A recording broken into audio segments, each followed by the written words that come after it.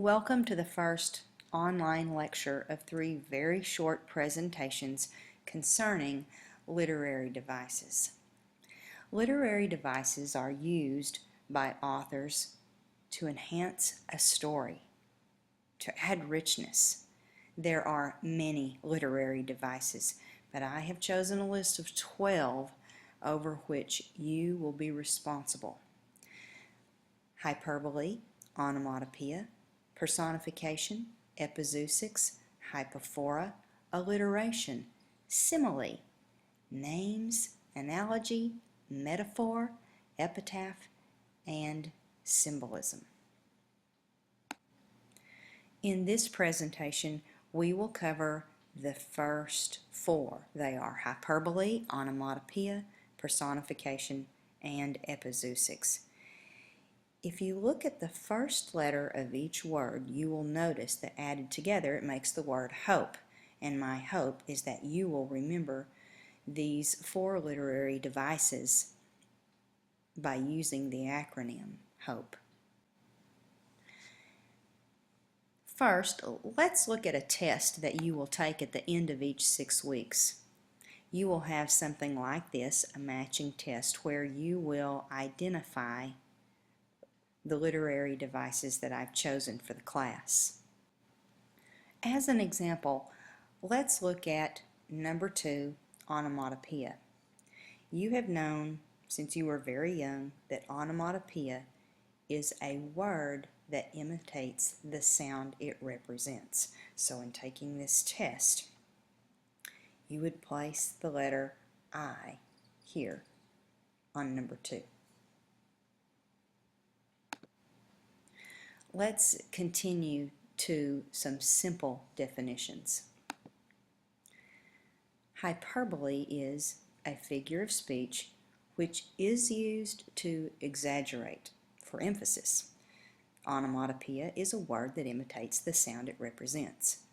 Personification is giving human attributes to animals or inanimate objects. And epizeuxics is a figure of emphasis where the same word is repeated 2 or more times for effect. So let's look at the first 4 words in depth. Hyperbole is pronounced hyperbole. It is not hyperbole. It is pronounced hyperbole. Hyperbole is a figure of speech that uses an exaggerated or extravagant statement to create a strong emotional response. A figure of speech is not intended to be taken literally. Hyperbole is frequently used for humor. You've probably heard an adult say something like, "I have a million things to do today." They don't have a million things to do. They don't even have 1,000 or 100. But because of the emotional connection, because of the pressure involved with what they need to complete by the end of the day, it feels like 100 or 1,000 or maybe even a million. At this point, you may need to stop the video, write the word hyperbole, write some examples, and possibly the definition. While you are writing the definition, there are 2 other resources you can employ in your study. One is literary-devices.com, which has a long list of definitions. You also receive a packet in class. There is a YouTube video about literary devices that I think you will like. And that is hyperbole. The next device is onomatopoeia.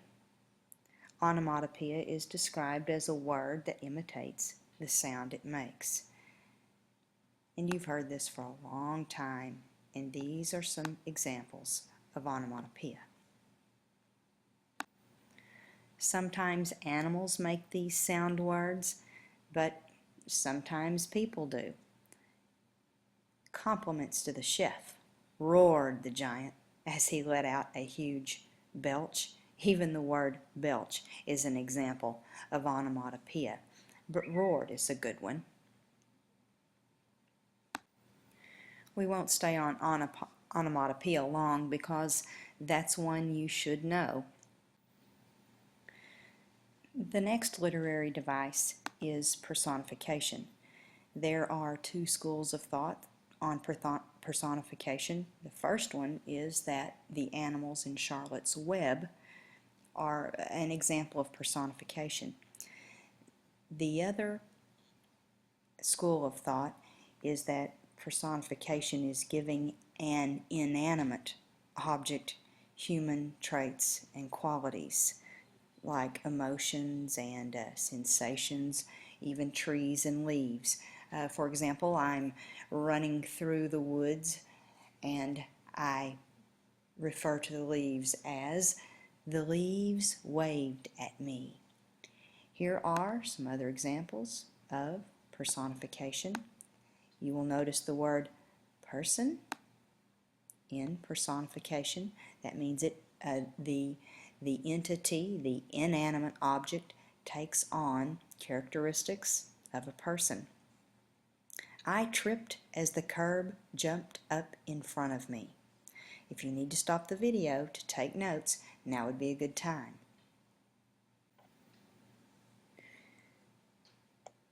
Recognizing personification is fairly easy within the context of a lesson. It's a little more difficult to use it in your essays. But if you can do that, it would certainly give you a quality product.